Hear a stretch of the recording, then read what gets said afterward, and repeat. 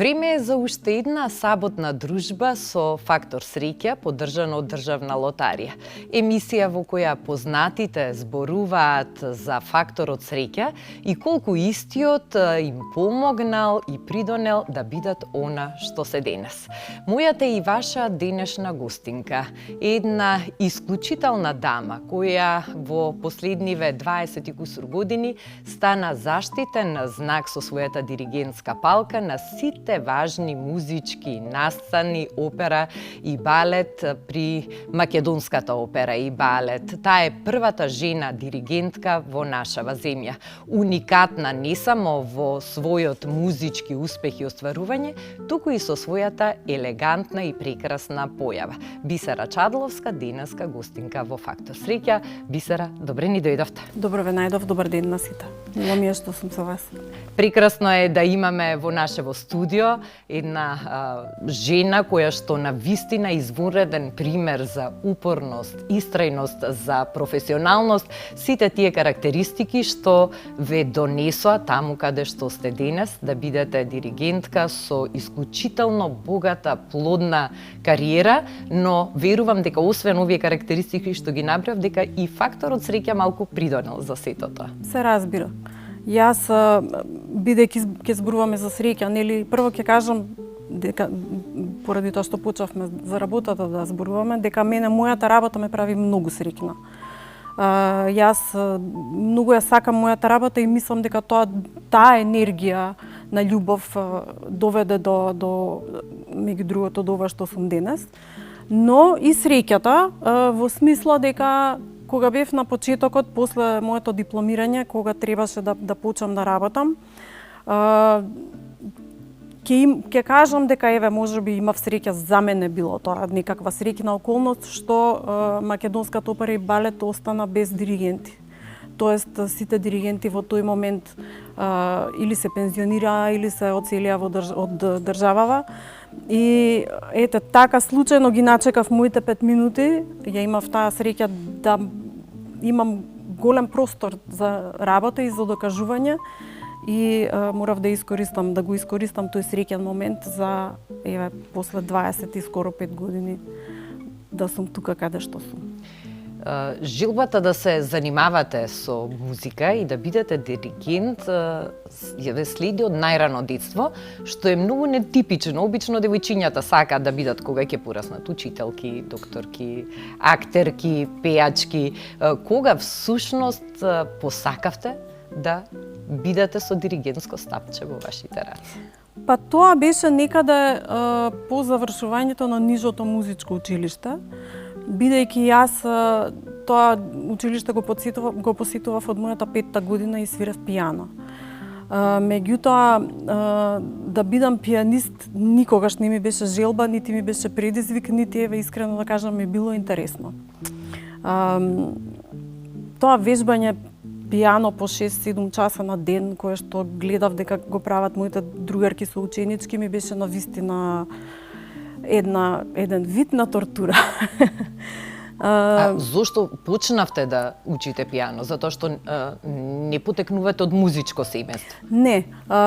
Мојот талент за музика и желбата го забележа мајка ми дома, бидејќи за мојот прв роден ден од баба ми и дедо ми имам добиено пијано. Мајка ми има уште 2 сестри и во секое семејство по едно пијано беше купено за децата евентуално да почнат да свират, да се образуваат музички. Меѓутоа сите други ги продадоа пијаната, нашето остана.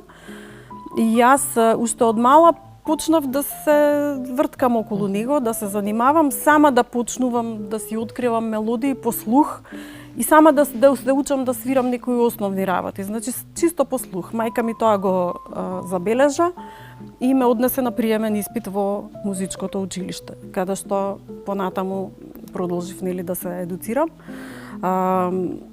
Ете, сосема случајно, моите родители татко ми беше новинар, мајка ми е професор по англиски јазик, не се музичари, меѓутоа во семејството на мајка ми има музичари, мајка ми е од семејството мајка ми е од семејството на Александар Линин, кој е еден од првите етномузиколози во државата, и чии брат учед на баба ми и на Александар Линин е Васил Хаџиманов, таткото на Зафир Хаџиманов. Така да, мајка ми секогаш ми кажуваше дека во Кавадарци, во нивното семејство, многу се пеело и дека биле сите музикални, и дека баба ми учествувала заедно со сестри во првата опера во Кавадарци, што на аматерско ниво се изведувала, тоа било Кавалерија Рустикана. И тие се израснати со музика од таа страна на семејството и ете веројатно тој ген се пренел баш кај мене. Многу е невообичаено и дури до ден денес ретко жени да бидат диригенти. Како се одлучивте да се запишете токму на оркестарско диригирање на Музичката академија? Па јас едноставно знаев дека тоа го сакам и немав никаков сомнеш. Тоа беше единственото нешто што мене ме интересираше. Не сакав ништо друго да бидам. Значи немав резервен план, ако не бидам тоа, ќе бидам, не знам, учителка по пијано, по солфеж или било што. Значи јас решив дека ќе бидам диригент и точка. Си го зацртав тоа. Дома моите не знаеа што значи тоа. И како да ми помогнат да го остварам, значи бев буквално сама со својата желба, се разбира ми помогна логистички и од секој можен аспект финансиски ме поддржа, меѓутоа да се биде диригент прво во тоа време не само за жени, туку и за мажи е необична професија. Значи се примаше по еден студент во генерација. Тогаш пред мене беа моите колеги Боријан Цанев, Оливер Балабурски, Вања и Сашо Николовски, и имаше една девојка Кристина која што всушност заврши диригирање кај истиот професор Фимчо Муратовски како и јас, меѓутоа таа исто така се оцели од тука и мислам дека понатаму престана да се занимава со таа професија, не знам, одамна ја немам видено. Меѓутоа, јас решив дека ќе се запишам.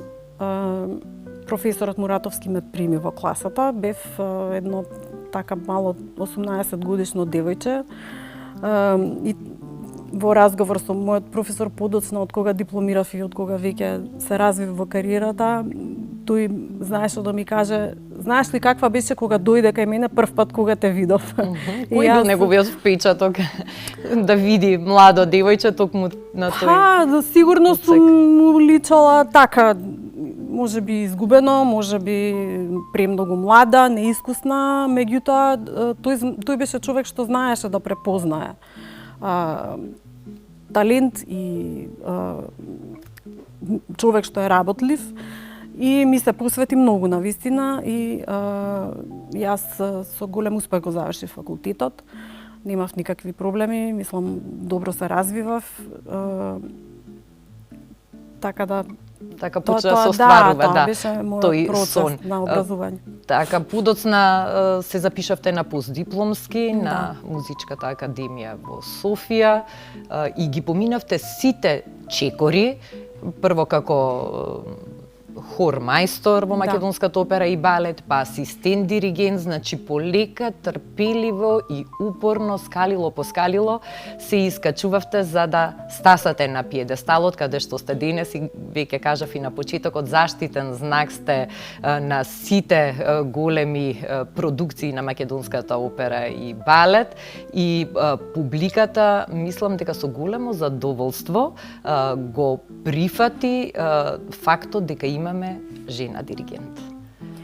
За среќа, да, тоа е точно. Јас додека студирав и поднатаму на моите постдипломски студии, во класата, всушност бев во Софија кога студирав, бев единствено женско. И беа едно, не знам, 7-8 можеби мажи, а мојот професор таму, Пламен Џуров се вика професорот, мојот професор кога ќе дојдев на час, им викаше на сите: дојдете да видите како девојчето диригира подобро од мажите. И ги тераше сите да дојдат да го гледаат мојот час и тоа за мене беше малку и така непријатно, бидејќи сега не е убаво, нели, на колегите тоа може и да те замразат, нели. Добро, тоа се некои ете така приказни од факултетот, А тоа било проценка на луѓе што многу добро знаеле каков потенцијал се крие. Веројатно професорот исто го проценил тоа. И после тоа започна нели мојата кариера овде. Јас како ајде да не речам првата жена која застанала пред оркестарот, што не е точно, имало и претходно, имало странски гостинки, диригентки, русинки кои што доаѓале.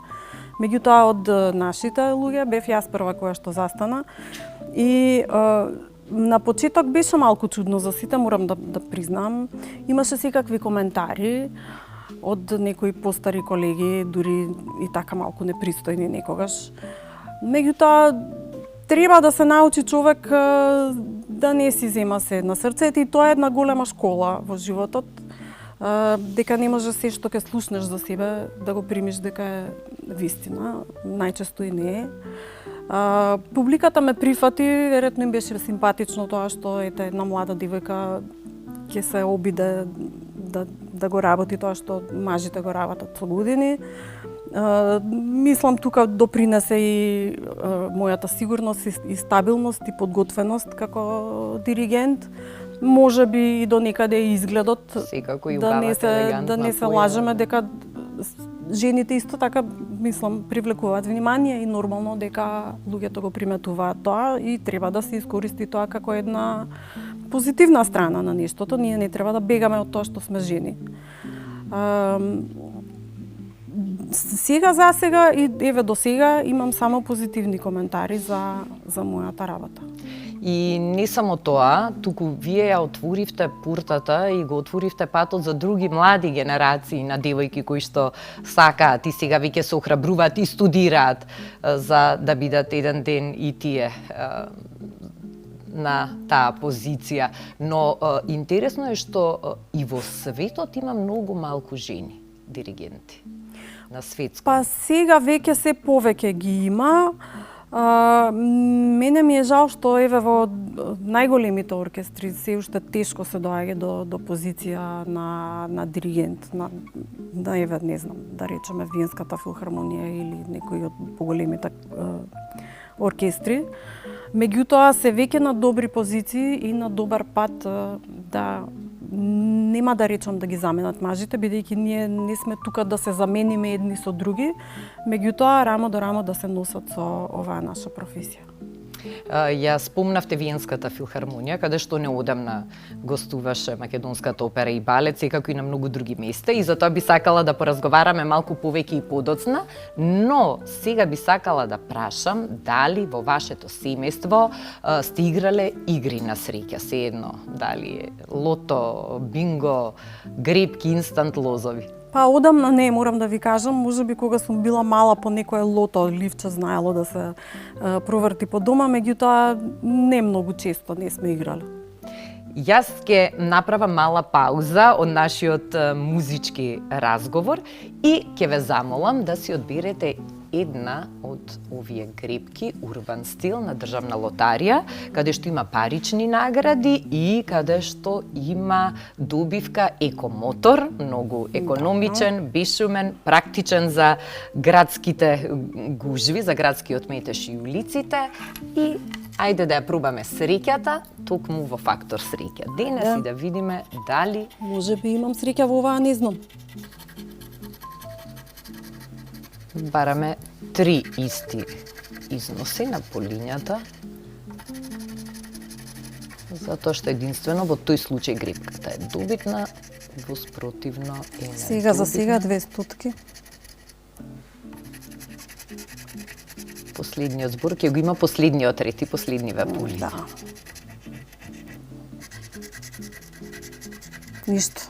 Ништо немаме, Не. бисера, за жал, Немам ништо. ја среќа во ова, не сум, едноставно немам среќа. Може би повеќе среќа во ова комплетче со кое што ќе ве испратам на крај после емисијата, па кога ќе имате време и расположение дома, повторно ќе ја тестирате среќата. Сега да се вратиме на тие многубројни патувања кои што најчесто се поврзани токму и со професионални настапи и гостувања. Сигурна сум дека имате еден куп доживувања и спомени од гостувања, од присуство на тие разни сцени. Што според вас било највозбудливото, најубавото или најсреќното доживување? Па секогаш е ново искуство и задоволство за еден диригент да посети друг ансамбл различен од оној со кој што работи во матичната куќа. И мене ми е секогаш посебно убаво кога одам да работам со други оркестри. Многу е убаво кога гледате дека луѓето ве препознаваат, ви го препознаваат квалитетот и бараат да се вратите повторно. Јас неколку гостувања кои што сум имала, можам да кажам дека се навистина прекрасни. Последното беше пред една година, дури малку поодамна, во Подгорица со нивната филхармонија, Црногорската филхармонија, и беше едно навистина прекрасно доживување со многу убави колеги и многу добро спремен оркестар. Меѓутоа ми е задоволство кога ќе ми кажат дека моите концерти им биле посебни. Исто така имав еден турандот во Варна и се уште колегите ми се јавуваат да ми кажат дека тој турандот им бил најубав досега од сите изведени. И тоа е тоа што не прави нас среќни како уметници. Фидбекот од другите колеги. Сега кога спомнавте дел од тие изведби, ми се намитнува прашањето кој е најтешкото дел кое што сте го диригирале? Дали било некое оперско, дали балетско? За мене се уште и одамна, ама и се уште најтешка опера за диригирање ми е Тоска. Таа е една посебна партитура, многу специфична за диригент и за мене е секое навраќање на Тоска е како од почеток, да почуваш да ја учиш партитурата. И не случајно ја диригираат диригенти што се повозрасни, над 50 години, да. обично така. Па 40-50 години. Јас мојата прва Тоска, како и се во мојот професионален живот до сега, беше многу шокантна, бидејќи пола солисти се разболеа, па ги менувавме на генерална проба, па еден после улета директно на представа. Мислам, тоа беше еден хаос, како што само мене може да ми се случи. А публиката не сме да забележи ништо кога ќе започне концерт. А вие прв пат ја диригирате представата и ви е доволно тешка сама по себе, уште и да се справувате со овие ситуации, кои што мора да ги мислите, кој бил болен, дали можел да испее да држи, корона не може да држи, па некој влегол директно во представа, па треба да го пазиш и него дали упаднал на време, не упаднал на време, немал проба, дошол да замени колега кој што се разболел. Како го менаџирате сето во тој момент? Со искуство. Тоа се стекнува само со работа и само со присуство во операта, ностоп и учење на нови представи и со тоа што си таму и што гледаш што се случува и што имаш години и години искуство за себе. Ете, тоа ми е најтешката партитура. Сум имала секакви дела за диригирање, сум диригирала и македонски дела кои што знаат да се исто навистина доста захтевни технички за изведба. Опери исто така, оперите на Пучини се сите многу комплексни. Меѓутоа, другите опери не ми биле така тешки. Например, Турандот, која што колегите ја сметаат за една од потешките представи, мене ми е, например, така. Ништо специјално во однос на тежината. Многу добро ја знам операта и не ми е проблем. Меѓутоа, Тоска ми е секој пат огромен стрес. И последно упаднав во нашата оперска куќа, имаше некаков проблем на генерална проба со диригентот мораше да си оди, така да не ви објаснувам. Меѓутоа ме извикаа мене директно да упаднам на генерална проба и тоа ми беше таков шок. После 5 години ја немав диригирано представата, тогаш морав да упаднам. Не беше лесно, меѓутоа стигнав заби и мислам дека добра работа завршивме со колегите и ја извадивме представата.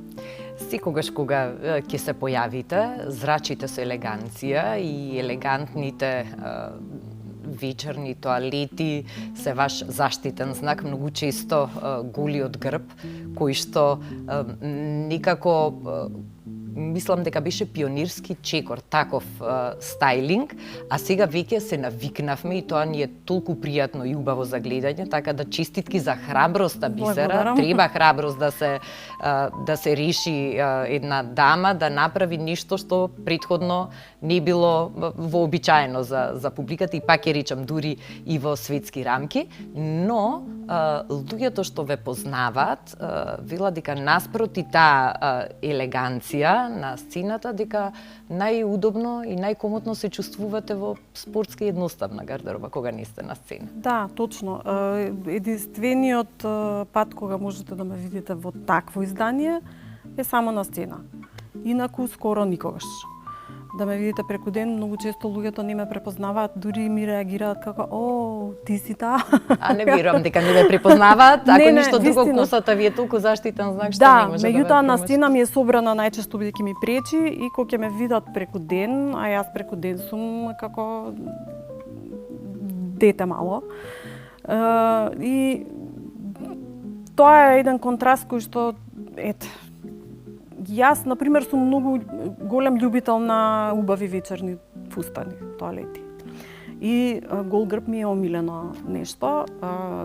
Уживам во тој дизајн и многу сакам кога има жени со убави грбави и такви фустани кои што го истакнуваат тој дел, и мислев дека е многу интересно, бидејќи диригентот е свртен со грбот кон публиката, дека ете можеби тоа може да се искористи како еден плюс за да се добие и Апсолутно, визуелното да. внимание. Сакам да се дотерам на сцена, на вистина многу сакам, и И не искрено само голиот грб на вечерните фустани, и тетоважите, сето тоа беше многу авангардно, а во исто време и многу убаво. да, тетоважите подоцна дојдоа, значи после мојата 40-та година, до тогаш ги немав, меѓутоа да, таа една тетоважа што имам на грбот, кога се движам и таа малку се движи, тоа е навистина интересно, ми кажуваат, барем јас не можам да видам. Но искрено не ми се допаѓа тоа што жениве диригенти по светот, еве, многу ретко го прават тоа. Многу ретко можете да видите диригентка жена во фустан. Сите се некако закопчани до тука, па имаат сако до згора, па некоја панталона, така како што фатив дома натнав на себе, и тоа мене не ми се допаѓа. Јас мислам дека на сцената треба да и се даде еден посебен пиетет и почит со еден израз уметнички. Се согласувам. Тоа е моje гледање, не мора да се служуваат луѓето со тоа, но јас така го гледам и никогаш не би се облекла како машко. Мислам, не е поентата сега ако сме жени да сме исти како мажите, напротив. Еднакви да, но исти не треба да сме. Значи треба да сме жени, треба да се облекуваме како што се облекуваат и однесуваат жените, а не да се претвориме во мажи заради тоа што бараме некаква еднаквост која што погрешно ја толкуваме на моменти. Да се биде добар диригент, потребни се многу фактори, многу познавање, едукација, огромно искуство, талент секако, истрајност, дисциплина, но и физичка подготвеност, затоа што не е лесно да се работи работа која што е на стоење, на високи подпетици во таква вечерна тоалета. Како успевате да ја одржите линијата, кондицијата?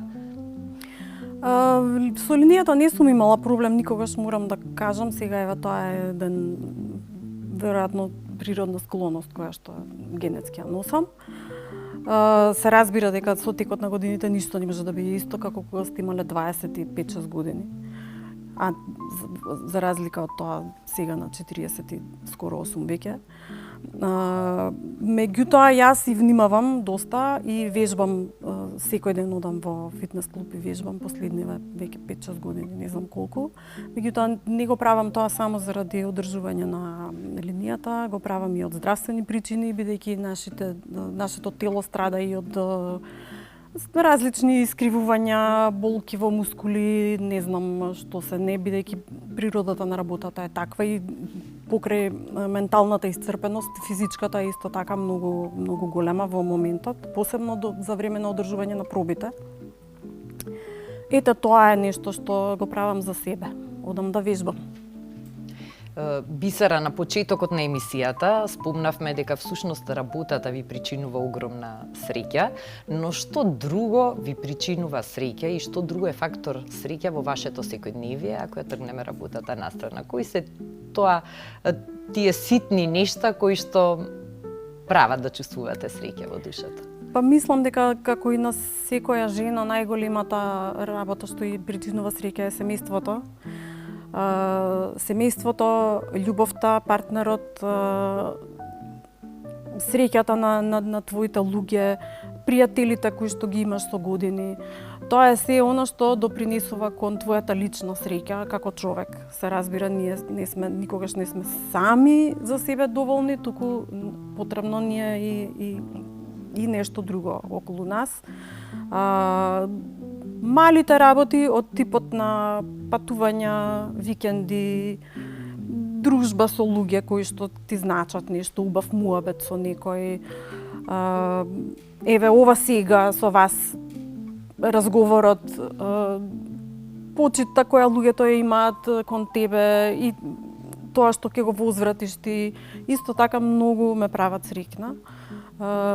Едноставно, нормалниот и мирен, спокоен живот, од кој што не барам ништо посебно, никакви, кој знае какви материјални придобивки, тоа не ме прави воопшто среќна, не знам колку пари, со не знам каква кола или не знам што, не. Сите околу мене да ми се тука, да ми се живи здрави, мачорот мој ме прави многу среќна. Еве морам да си го споменам, можеби на луѓето тоа не им значи ништо, меѓутоа ние дома многу си го сакаме, тој не е член на семејството. Ќерка ми, тоа да не зборувам дека е број 1 во мојата среќа, тоа е тоа. Обичниот живот едноставно. Имаше една ситуација, ја имам прочитано некаде одамна, кога сте требале да диригирате, а вашата киркичка играла во представата. Да.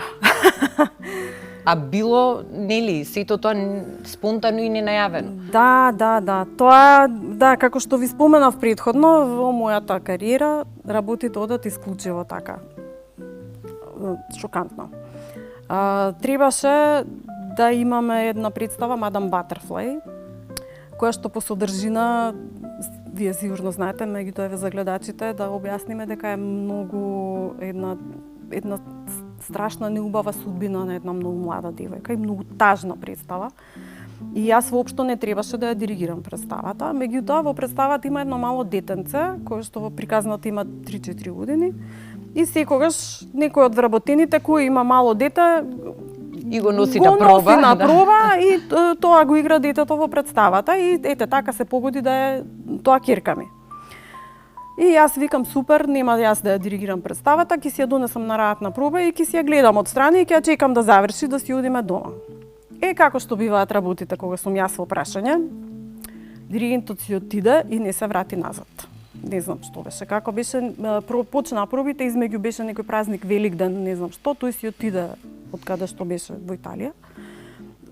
Што бидна, како бидна, не знам, не се врати и ми се јавуваат мене на телефон и ми викаат утре да дојдеш на проба. Добро. Се прибирам јас себе си, доаѓам на проба, детето ми е на сцена. Тоа што ми е детето на сцена нема врска, меѓутоа поврзано со таа страшна приказна во таа една толку потресна музика. Да, кога го зема детето од мајката. Кога мајката, всушност, кога се појавува прв пат детето, ние не знаеме дека таа има родено дете, бидејќи нејзиниот сопруг ја напушта и се враќа во Америка и после 3 години ние во тој момент се кажува дека таа има дете од него. И јас диригирам, представата, ова пробата си тече и доаѓа моментот кога треба да почне таа музика а таа една таква емотивна, толку тешка и страшна музика во тој момент. Давам знак и како почнува оркестарот да свири, солистката горе Мадам Батерфлај излегува со ќерка ми по скалите вака и јас не знам каде се наоѓам. Значи, почнувам така да плачам во моментот, тоа беше толку страшно, си го видов женски аспект. Своето дете на сцена, како во таа потресна музика си симнувам, како плачам јас, почува сите во оркестар по мене. Свириме, тоа тече, никој не застанува. Ама така со плачење се дотеравме целата представа до крај и од тогаш секоја Мадам Батерфлај исто ја доживува. Тој момент на излезот на детето на сцена ме вознемирува едноставно. Еви сега вака. Тоа е тој женски, тој мајчински аспект, кој што не може секогаш да се елиминира, дури кога човек и сака да биде и професионален. И не треба. И не треба. Ние сме уметници, нашата работа зависи од емоции. Ние не смееме да се претвориме во, не знам, во неемотивни само луѓе. Ние не сме само едноставно луѓе, него сме право уметници. Бидејќи првите 20 и кусур години поминаа така шокантно, а успешно, можам да претпоставам дека сега следниот период од вашата диригентска кариера ќе бидем помирен, поопуштен, затоа што сте во полна зрелост, со акумулирано искуство, со сето знаење, со сите тие многобројни настапи. И јас ќе посакам во следниве години што почесто да ве гледаме и што почесто да уживаме во вашето диригирање, да ви се остварат сите неостварени желби, ако воопшто има такви желби поврзани со вашата музика и со професијата, а во знак на благодарност што одвоивте време да бидете ова саботно попладне со мене и со гледачите на телевизија Алфа. Еве го тоа пакетче со грепки урбан стил, без разлика дали ќе имате среќа или не. Со грепките најважно е и искрено ви посакувам да имате среќата во вашиот личен и професионален живот. Многу ви благодарам, многу ми беше убаво со вас. Дали ќе се падне нешто или не е тотално небитно, битно е дека треба да сме задоволни од она што го имаме и да сме среќни и исполнети самите со себе. Бисера ми беше исклучителна чест и задоволство да ја споделиме приказната заедно со сите оние што не гледа. Уште еднаш благодарност. А вие, почитувани гледачи, бидете храбри, следете го вашиот сон, барајте вашата среќа, затоа што секогаш можете да бидете изненадени и секогаш може да се остварат и оние нешта за кои што можеби никогаш и не сте имале храброст да сонувате. Ви посакувам пријатна вечер и мирна ноќ до следното видување следната сабота во новото издание на Фактор среќа.